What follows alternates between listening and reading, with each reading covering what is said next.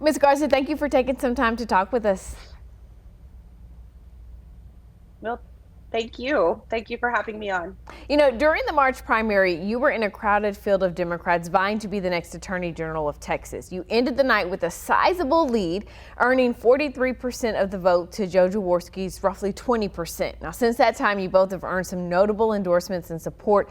So I want you to talk to voters about why you believe you're the better candidate. I'm a Latina from the border. I'm the daughter of two public school teachers, a fifth generation Texan, a new mom. I know what everyday Texans are going through. I know what it takes to fight for civil rights and get important civil rights reinforced across the country. And that's what we're going to need in the Attorney General race. Once we're at the point where we're going up against Ken Paxton, we need a real voice that understands what people are going through and that can actually fight for civil rights, make sure that people have access to healthcare, that their right to access the ballot box is respected. We need somebody who's going to protect workers' rights. And those are the things that I bring to the table. I'm a fighter, and I'm going to fight for every single Texan to have a fair shot to get ahead. Republican incumbent Attorney General Ken Paxton, as you mentioned, is also, though, in a runoff with Land Commissioner George P. Bush, though Paxton is favored to win. But whether it is Paxton or Bush, talk to us about what it's going to take to flip this office and why you're the candidate to do it. Unfortunately, I do believe that Ken Paxton will prevail in his runoff election. But he is not only under criminal indictment and under FBI investigation, may lose his law license because of his involvement in undermining the 2020 election through litigation measures. He's also trying to avoid responsibility under the Whistleblower Act and say that he cannot be held accountable for any bad actions. He's obviously very bad for Texas. He's been wasteful of taxpayer money and pursuing litigation that really does not benefit the lives of everyday Texans. He's vulnerable. He only won by 50.6% back in 2018, and the demographics of Texas have changed significantly.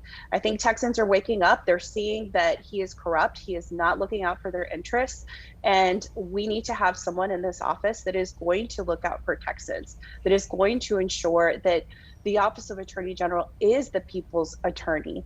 And that is what I want to pursue. I want to make sure that we are fighting for every single Texan through civil rights litigation to consumer protections to expanding healthcare, all of the things that underpin healthy families. That's what we need in this office.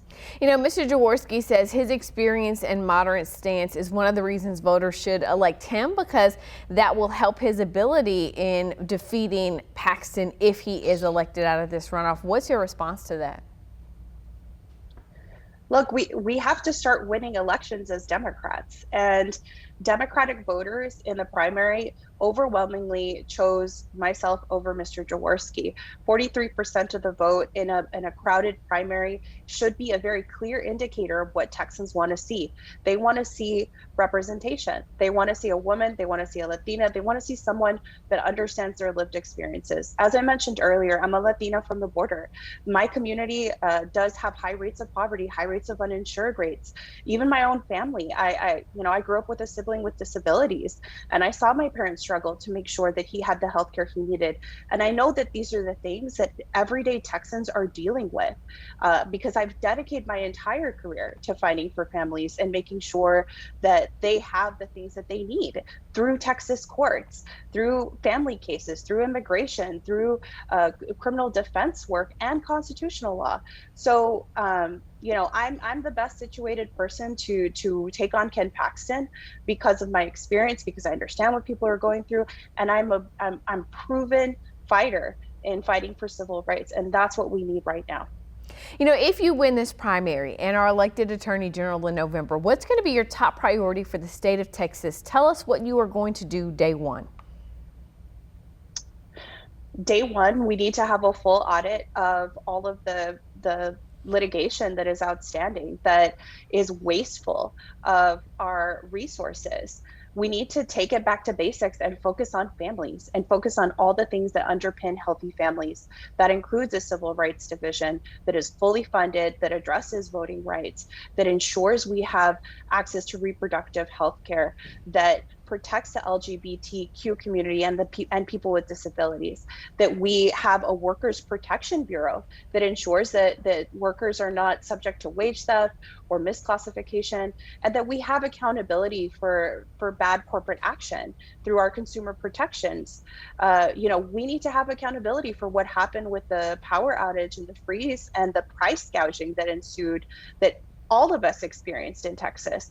And the Attorney General's office has a huge role to play in this and making sure that we are represented.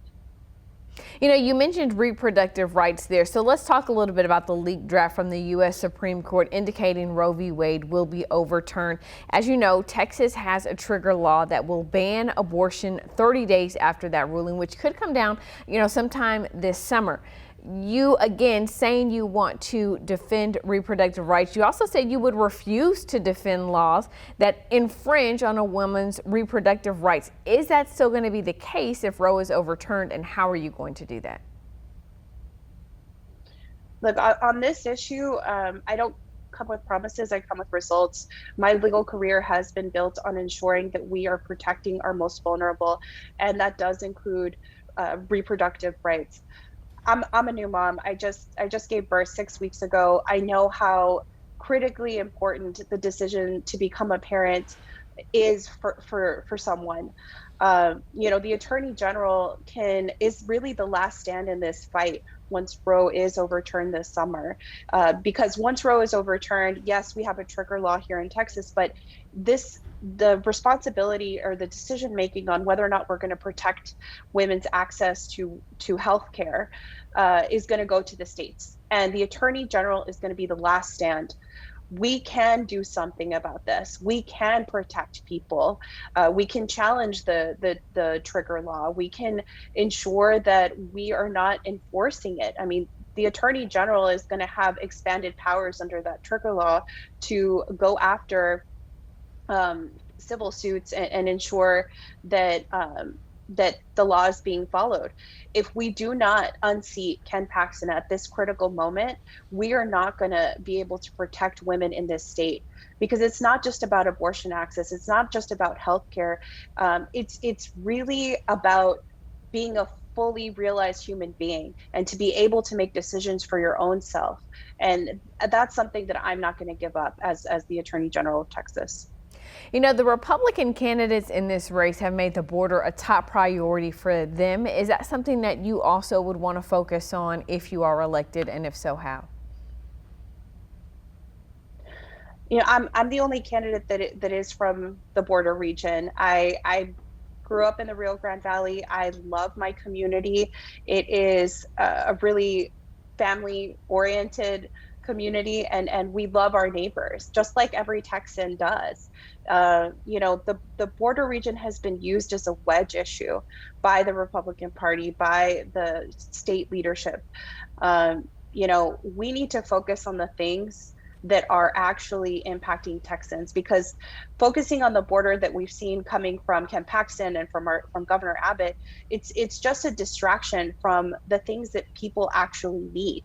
So instead of litigating all of these cases against what is a federal government issue, we should be focusing on making sure that we expand healthcare in Texas so that people can take care of their medical bills. I mean, medical debt is one of the biggest amounts of debt that people have, and we can do something to actually improve people's lives. So as Attorney General, I would ensure that we are focusing on the things that are going to improve Texans' lives instead of going into these wedge issues and distracting from the things that we really need to accomplish for Texans. Both you and Mr. Jaworski want to see recreational cannabis use legalized. As Attorney General, you would not have the authority to legalize recreational use, but what would you be doing? First and foremost, advocating for the legalization of cannabis. This is an issue that I saw when I was in private practice. You know, I mentioned earlier that I was a criminal defense attorney at some point, or that I've practiced that area of law. And I know what it's like for someone who is getting charged with a possession of marijuana charge and having to fight that and being concerned about what it means for their future and whether or not they'll be able to get student loans to improve their lives and go to school. We do need to look at legalizing cannabis because it is the first step in creating a more equitable criminal justice system.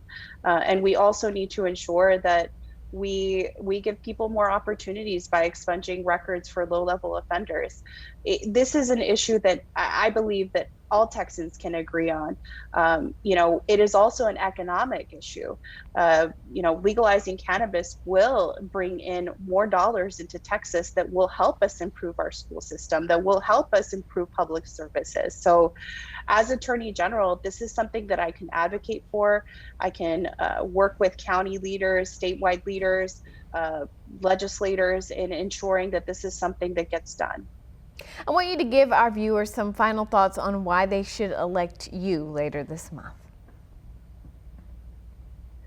Well, you know, as I mentioned earlier, you know, I'm a Latina from the border. I come from a working family. I think it's really important that we have leaders in office that represent our communities and our everyday experiences, because we're going to continue to get laws that are harmful to women, to rural communities, and to folks that are living on the edge of our government if we don't elect people that represent us, that look like us, that understand our experiences. I'm someone that comes to this race as a fighter. I'm here to fight for everyday Texans and to make sure that every single one of us is respected, treated with dignity, and that we do that through the Office of Attorney General, which is going to be the people's office, the people's lawyer, once I'm elected Attorney General. Well, Ms. Garza, we thank you so much for your time. Thank you.